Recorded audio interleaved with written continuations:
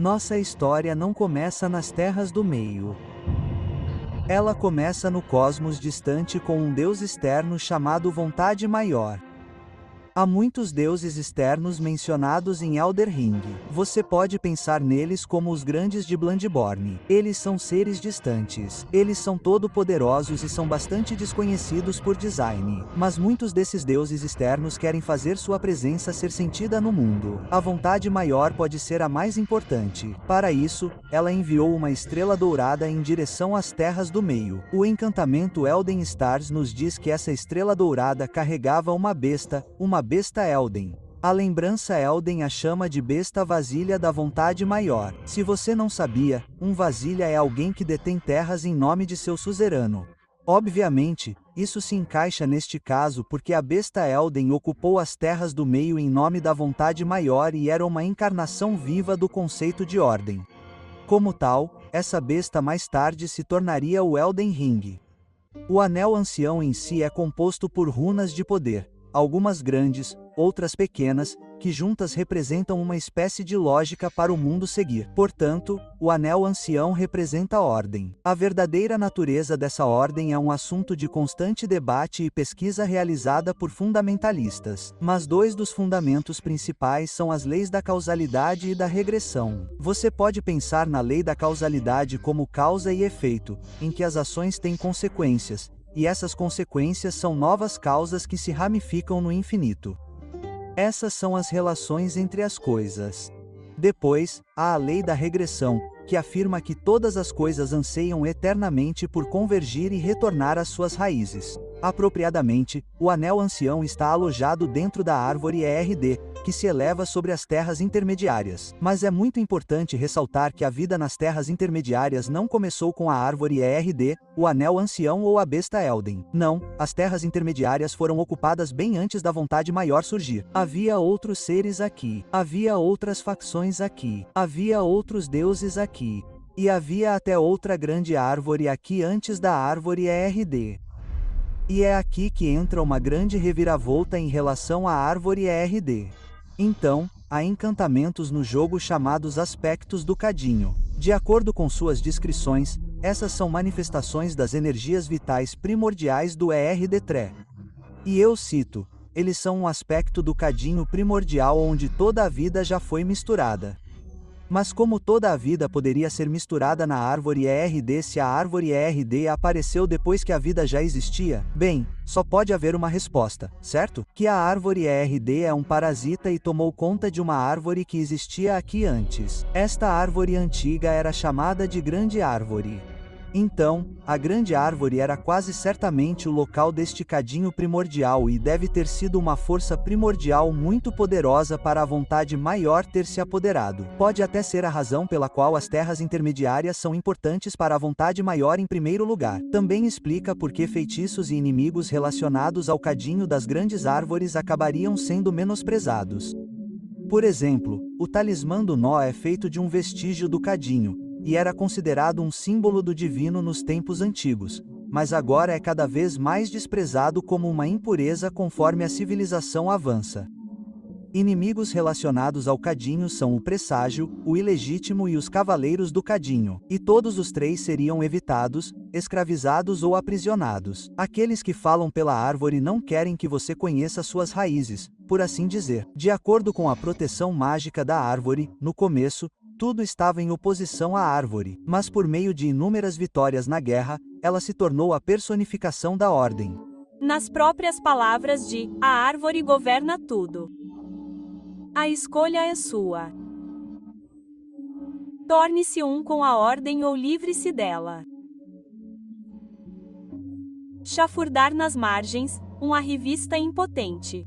Mas a Vontade Maior precisava de mais do que uma grande árvore. Precisava de agentes leais nas terras intermediárias. Para isso, conta com os 2 dedos que são seus enviados. A herança dos 2 dedos tem uma imagem estranha deles, mas diz: é claro que os dedos não podem falar. mas eles são eloquentes. Eles se contorcem persistentemente, soletrando mistérios no ar. Assim, ganhamos as palavras da nossa fé. Essas palavras são interpretadas pelos leitores de dedos. Essas são as velhas e imortais crons que você encontraria nas terras intermediárias. Elas transmitem a sabedoria dos dois dedos. Ou pelo menos costumavam fazer isso. Seus dedos, por favor.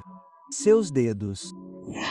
Eu posso lê-los. A maioria deles parece ter perdido o propósito. E eles estão desesperados para ler seus dedos e lhe contar charadas irritantes, já que seus dois dedos provavelmente estão mortos. E sim, é claro, há vários conjuntos de dois dedos. Você teria encontrado seus cadáveres no topo das torres divinas. No topo dessas torres, você saqueia os dedos para ativar o verdadeiro poder de uma grande runa. Especificamente, porém, você está devolvendo a bênção à sua grande runa. Você está recebendo uma bênção dos dois dedos mortos. Essencialmente, esta é apenas uma das muitas bênçãos que os dois dedos podem conceder. E o que quero dizer é que os dois dedos claramente têm mais do que apenas influência. Eles têm poder real em algum nível. A vontade maior precisa desses emissários e agentes poderosos porque, embora seja obviamente incrivelmente poderosa, parece limitada por algumas coisas. Primeiro, o espaço. A vontade maior não veio para as terras entre si. Em vez disso, enviou uma besta ancestral para cumprir suas ordens. Segundo, o tempo. Há um momento mais tarde no jogo em que seu par de dois dedos fica parado porque é forçado a se comunicar com a vontade maior em busca de orientação. Quando terminarem, os dedos oferecerão novamente sua orientação. Mas milhares, se não dezenas de milhares de luas devem passar primeiro. Não importa para mim, mas para você. Como você conseguirá esperar? Então, a vontade maior precisa de uma manifestação física de ordem. Precisa de emissários para transmitir sua vontade. Mas também precisa de um Deus. Apresentando a Eterna. Tem um mapa mental enorme da tradição do Anel Ancião. E há uma razão pela qual ela está no centro. Ela é essencialmente o equivalente a Gui de Dark Souls, exceto que, ao contrário de Gui, não saiu da escuridão e encontrou poder. Até certo ponto, parece que ela o conquistou. Não sabemos muito sobre suas origens, exceto que ela é da raça Numan, que na verdade é uma origem que você pode escolher na tela de seleção de personagem. Os Numan vêm de fora das terras intermediárias e são supostamente descendentes de Denissens de outro mundo. Vivem muito, mas raramente nascem. Em algum momento, foi escolhida como uma Imperium. O que é uma Imperium? Bem, uma Imperium é um ser escolhido pelos dedos como candidato à divindade. Como uma Imperium, recebeu a ajuda de uma sombra para fazer o que ela queria. Então, o que é uma sombra? Bem, é um lobo preso à sua Imperium pelos dois dedos. A princesa Lunar Honey é outro exemplo de uma Imperium com uma besta presa à sombra. Você deve ter conhecido Beowulf. Essas criaturas são a própria sombra do Imperium. Eles são completamente leais às suas necessidades e, por definição, incapazes de traição. A sombra de era uma besta chamada Malikif. Cada Imperium usa sua sombra de maneiras diferentes, mas a única necessidade de sua sombra era como um recipiente para trancar a morte destinada. Então, o que é a morte destinada? Bem, de acordo com Enya, é a runa da morte. A runa da morte tem dois nomes. O outro é morte destinada. Mencionamos anteriormente que o Anel Ancião é feito de runas, e em algum momento, talvez quando ela foi escolhida como uma deusa, arrancou a runa da morte do Anel Ancião. Ela deu a runa da morte para Malikif, sua sombra totalmente leal, que portava uma lâmina negra imbuída dessa runa. É meio genial, realmente. Em um único ato, ela removeu o conceito de morte das terras intermediárias, ao mesmo tempo em que comandava o controle total da morte por meio de sua sombra, que poderia entregá-la a seu capricho. Agora, alguns de vocês podem estar se perguntando: se a morte for removida do Terras Entre, como é que eu consigo matar esse cachorro? Primeiro, que vergonha. Segundo, do ponto de vista da lei, aquele cachorro não está realmente morto. Ele está simplesmente no processo de seu espírito ou sua alma retornar à árvore. Masmorras de catacumbas, por exemplo, são construídas especificamente perto das raízes da grande árvore por esse motivo, para que a árvore possa reabsorver suas cinzas de volta para ela. Esse processo substituiu o conceito de uma morte que você estava destinado a ter. Mas esse espírito aleatório fora de uma masmorra de catacumba diz melhor. Como outro exemplo dessa teoria, quando você mata um chefe importante, você recebe uma lembrança dele. Esses são espíritos e eles são trazidos para a árvore. Dessa forma, graças à graça da árvore, seus espíritos são imortalizados em certo sentido. Essa nova forma de morte também explica o que acontece quando você invoca espíritos das cinzas e retorna para a árvore. No entanto, alguns espíritos nunca retornam para a árvore e ressuscitam após a morte como cadáveres ou esqueletos.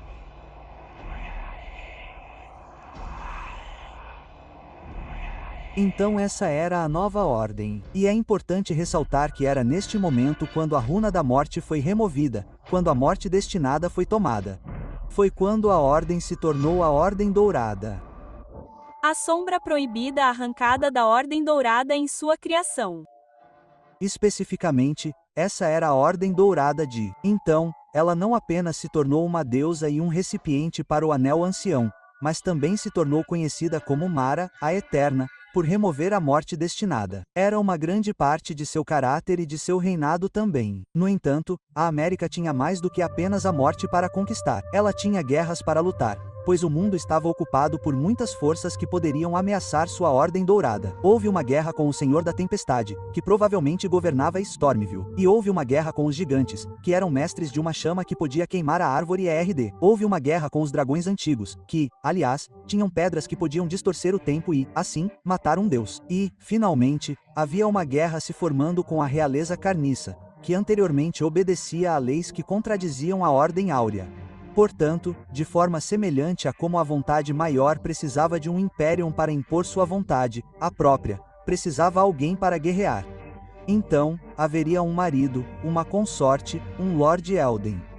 O homem escolhido foi Oralu, um guerreiro feroz que se tornou conhecido como o Senhor do Campo de Batalha. Sua coroa era garantida pela força. E embora tenha sido por essa força que a América se casou com ele, ele também foi obrigado a fazer um voto de se comportar como um lorde. Para suprimir a sede incessante por batalha que assolava seu interior, Oro levou a besta regente Sashi em suas costas. Você notará que este é outro exemplo de uma besta sendo dada com o propósito de servir a ordem. Assim, neste momento, ele deixou de ser um guerreiro Oralu para se tornar Godfrey, o primeiro Lord Elden consorte da rainha, e um semideus certificado. Godfrey tiveram 3 filhos semideuses juntos. Havia Godwyn, o Dourado, que você viu sendo morto no trailer de abertura. E também havia os gêmeos Oman, desprezados. Morgoth, que guarda a árvore, e Mug, que se tornou o Senhor do Sangue. Você pode pensar que Godric era outro filho semideus, mas na verdade não era. Em vez disso, ele provavelmente descendia de Godwyn. De qualquer forma, falaremos sobre os semideuses com mais detalhes em outro vídeo, então inscreva-se para isso. Mas, por enquanto, saiba que Godfrey e sua prole foram os primeiros semideuses, doravante conhecidos como a Linhagem Dourada. Em suas guerras, Godfrey liderou seus 16 cavaleiros do Crisol em batalha, que receberam esse nome porque lutaram com os poderes primordiais da árvore ERD. Seus encantamentos eram aspectos do próprio Crisol, e eles provavelmente lutaram contra gigantes, dragões, o Senhor da Tempestade e muito mais para inaugurar sua era, a Era da Árvore ERD. Nas próprias palavras da América: ouçam, bravos guerreiros. Ouçam, meu senhor Godfrey. Nós elogiamos seus feitos. A orientação os livrou de cada provação, até o lugar em que estão. Passem o gigante pela espada e confinem a chama no topo do monte. Que uma nova época comece. Uma época brilhando com vida. Brandão o anel antigo para a Era da Árvore. A árvore o seria amplamente vista como uma bênção para todos nas terras intermediárias, especialmente aqueles próximos a ela em Landel, a capital da árvore ERD. A árvore concedia bênçãos. Por exemplo, o orvalho que caía de seus galhos era como joias. Ela pairava sobre suas cabeças como um lembrete constante de ordem, e suas raízes alcançavam longe e amplamente, aliviando muitos do fardo da morte. Na verdade, o enterro na árvore ERD era uma das maiores honrarias que um herói poderia receber. Uma a uma, as facções anteriores do mundo caíram. Os gigantes foram mortos à espada e seu deus cruel foi morto pela própria Mara. Os dragões antigos derrubaram os muros de Lindel, mas encontraram uma retaliação feroz. No entanto, acho que a Casa da Árvore encontrou mais problemas contra a terra a sudoeste, Leonia. Aqui, a Casa da Lua repeliu suas ofensivas repetidamente, e digo isso literalmente porque não houve apenas uma, mas duas guerras travadas aqui, e em nenhuma delas houve vitória para os Dourados nem para a Lua. E eu suspeito que provavelmente foi por causa dessas lagostas. Essas malditas coisas podem atirar em você a 1 quilômetro de distância, e isso é besteira. Na verdade, provavelmente foi por causa dos cavaleiros carregadores que, de acordo com suas armas, eram capazes de exercer habilidades de batalha de feiticeira. E apesar de serem menos de 20, esse poder os tornava páreos até para os campeões de ouro em batalha. Esses cavaleiros encantados foram ungidos pela Rainha Luna, uma jovem astróloga que estabeleceu a Casa de Caria como realeza nesta terra. Com sua magia lunar encantadora, ela conquistou a Academia de Rei Lucaria, onde a feitiçaria Glintstone era estudada e uniu a família real Kahan e os estudiosos eruditos de Ria Lucaria defenderam seu lar dos agressores dourados. À frente desse grande exército dourado estava Ratagon. Lord Ratagon era um grande campeão possuidor de longos cachos ruivos. Ele veio até esses rapazes à frente de um grande exército dourado quando encontrou Lady Hanala em batalha. Esses dois campeões se enfrentaram, se apaixonaram e uniram suas casas. Radican certa vez se purificou com o devido celestial, arrependeu-se de suas agressões territoriais e jurou amor a Hala.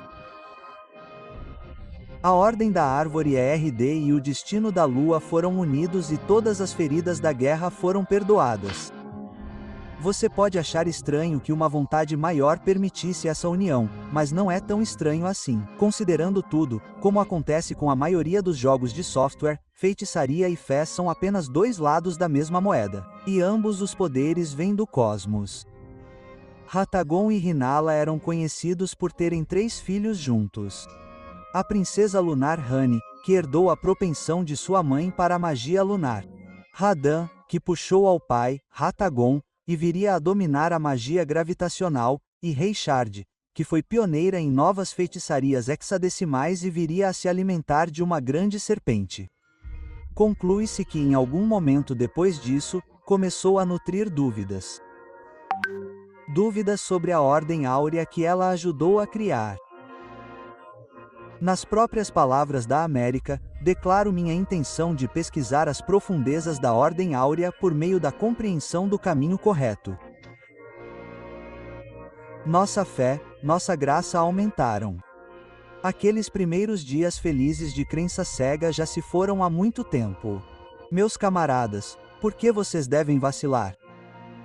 E é neste ponto que devemos falar sobre as motivações de seu caráter. Este certamente será um dos grandes pontos de debate nos próximos anos. Mas, por enquanto, minha teoria de trabalho é que ela queria descobrir a verdade por trás da ordem e a verdade por trás da vontade maior. E ela acreditava que os laços tinham que ser quebrados para que pudessem ser melhor compreendidos. Ela acreditava que havia um grande significado a ser encontrado nas dificuldades.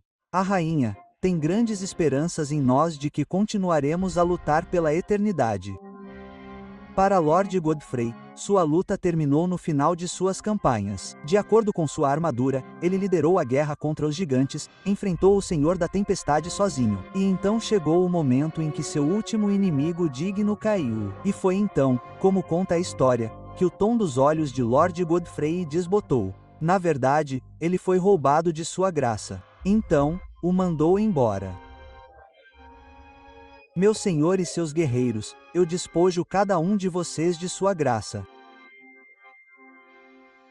Com seus olhos turvos, vocês serão expulsos das terras do meio. Vocês travarão guerra em uma terra distante, onde viverão e morrerão. Isso ficou conhecido como a Longa Marcha dos Maculados, pois Godfrey e seus descendentes maculados se afastaram das terras do meio. Mas a rainha tinha um plano aqui, de que Lord Godfrey e seus descendentes um dia retornariam mais fortes, tendo lutado fora da graça.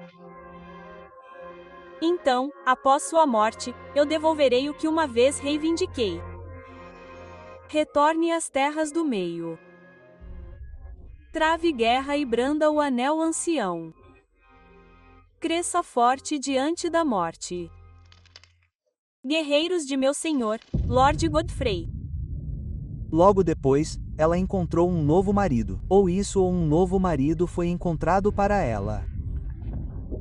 Quando Godfrey, o primeiro Lorde Ancião, foi resgatado das terras intermediárias, Hatigan deixou Rhinala para retornar à capital das árvores, tornando-se o segundo marido e rei consorte da rainha, assumindo o título de segundo Lorde Ancião.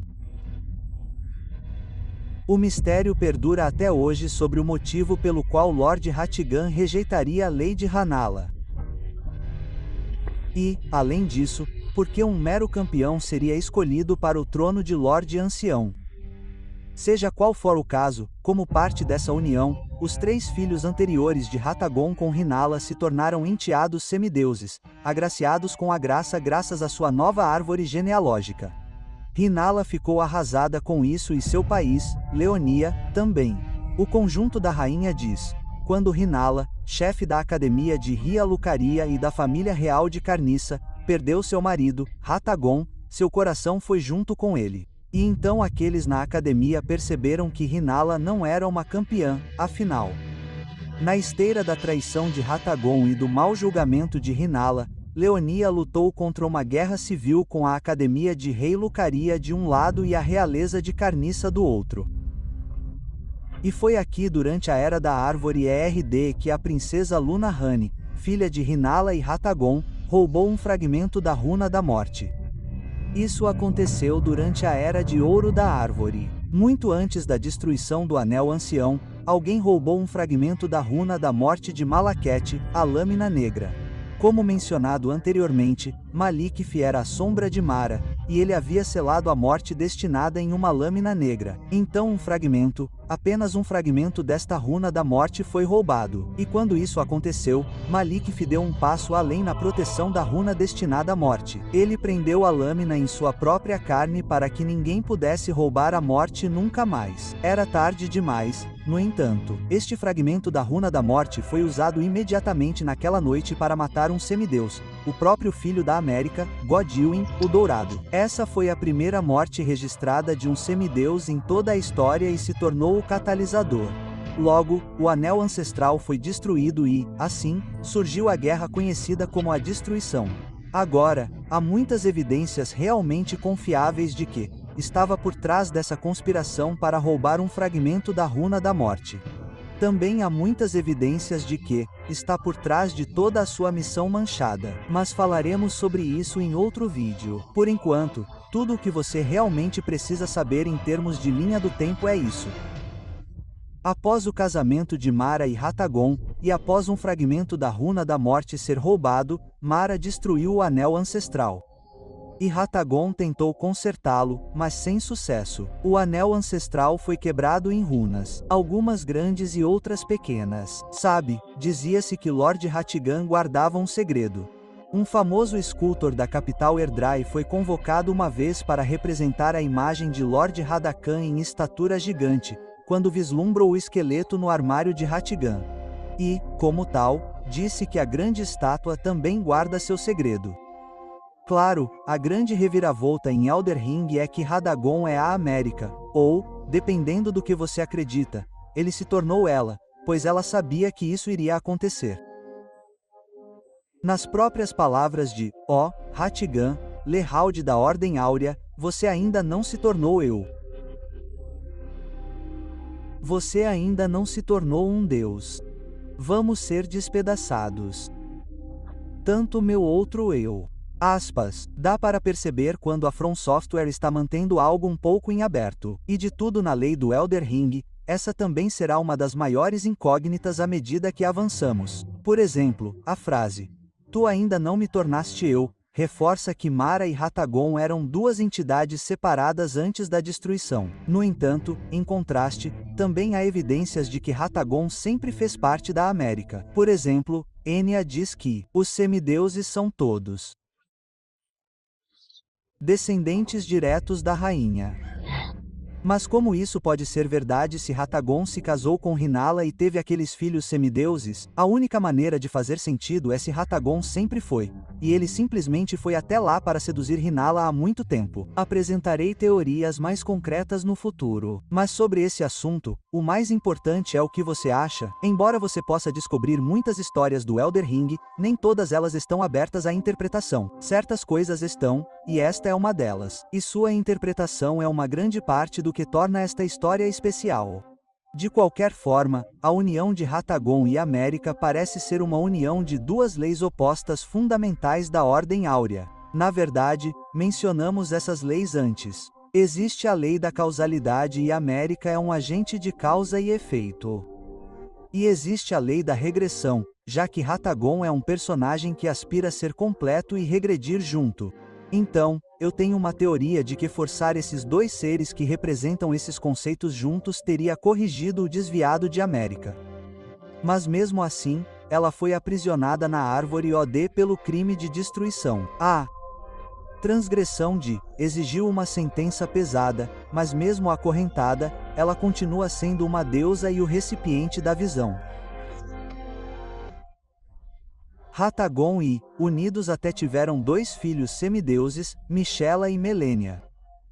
Essas duas crianças nasceram aflitas. Michela foi amaldiçoada com a infância eterna e Melenia abrigava uma podridão horrível dentro de si. Mesmo assim, essas duas crianças foram escolhidas como imperiais.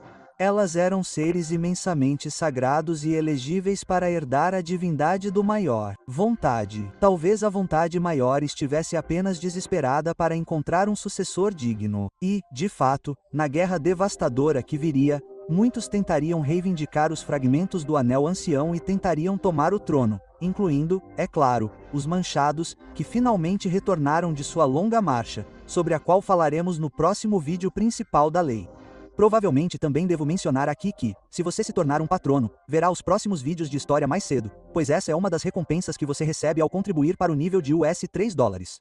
E se você acha que meu canal realmente agrega muito valor aos jogos Souls para você a ponto de contribuir com as $20, então, neste novo nível, você receberá uma nova caneca a cada 3 meses com um design exclusivo relacionado aos jogos da From Software. Há 4 para colecionar. A primeira que você receberá é inspirada em Dark Souls, depois Elden Ring, depois Sido e, finalmente, Bloodborne. E todas elas têm uma arte fantástica que trabalhei com um artista incrível chamado Shu. Mas de qualquer forma, imaginei que este seria o lugar certo para encerrar este vídeo, porque as informações aqui seriam enormes. Aposto que provavelmente foram enormes demais. Sabe, levei uma eternidade para decorar esses nomes e os relacionamentos que eles tinham com outros personagens. Então, espero que vocês estejam bem. Uma coisa que me ajudou muito foi que criamos um mapa mental enorme com praticamente toda a história do Elden Ring. Todas as descrições de itens, todos os diálogos, todos os relacionamentos entre personagens que conseguimos imaginar. Adicionamos tudo isso junto e ajudou muito a aprender sobre a história e a visualizar tudo. E um dia disponibilizarei esse recurso para todos vocês,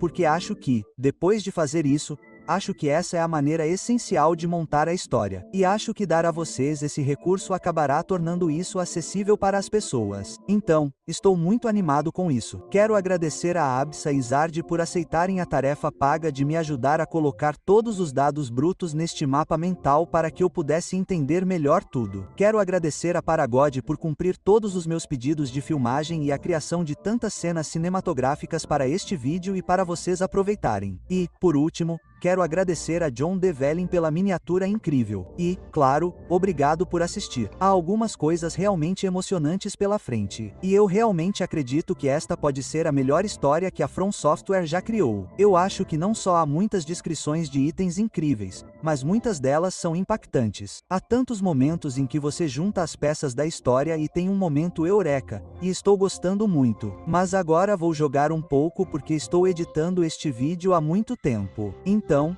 até a próxima.